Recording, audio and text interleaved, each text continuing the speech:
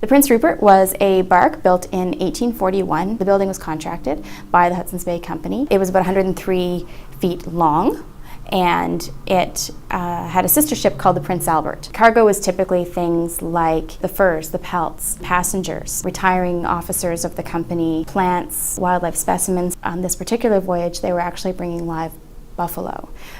They brought 2 live buffalo back with them. That is shown in not only the ship's log, but it's also shown in the post journal. The Book of Ship's Movements shows us all about when a ship started its voyage and completed. And if we think about transportation in today's terms, it's documenting the round trip.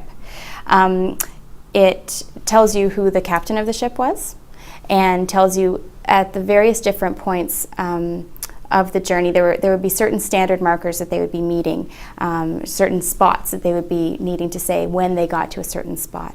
And so we see that for the Prince Rupert's fall voyage in 1843. What we have here is the ship's log for the Prince Rupert. The entry for Wednesday, September 20th reads, "Wind easterly and very light throughout.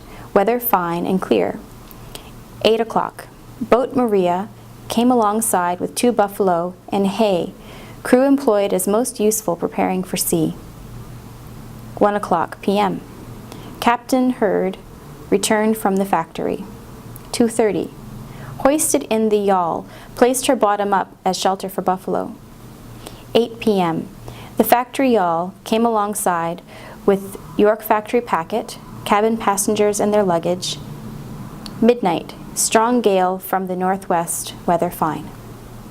The post journal is interesting if you're trying to find out information about ships' voyages, because the activity at the post obviously would have been impacted by the comings and goings of ships.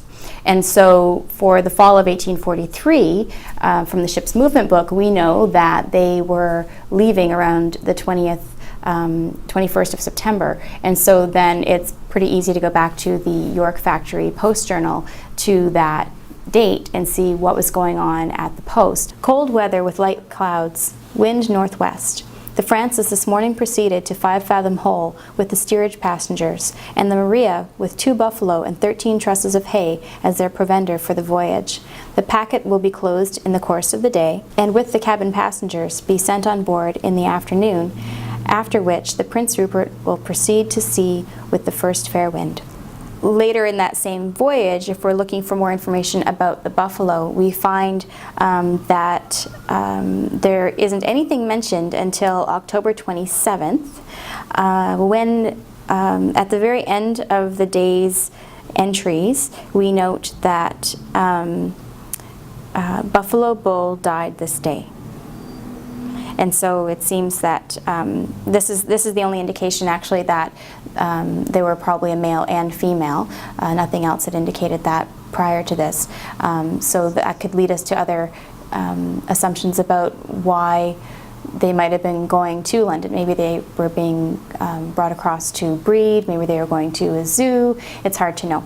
But at this point, we do know that the bull died. This example of the buffalo is really just one example of how the interconnectivity of the Hudson's Bay Company records provide opportunities for researchers to explore the fuller context of the events they are studying, and in effect allows them to flesh out the stories that can be found in what are otherwise simply records of a business trying to thrive. It's quite interesting that a researcher could take any topic really, but look at different aspects of the story through different kinds of records. And the purpose for the creation of that record is going to then slant the kinds of information that might be gathered or recorded about the event or the details.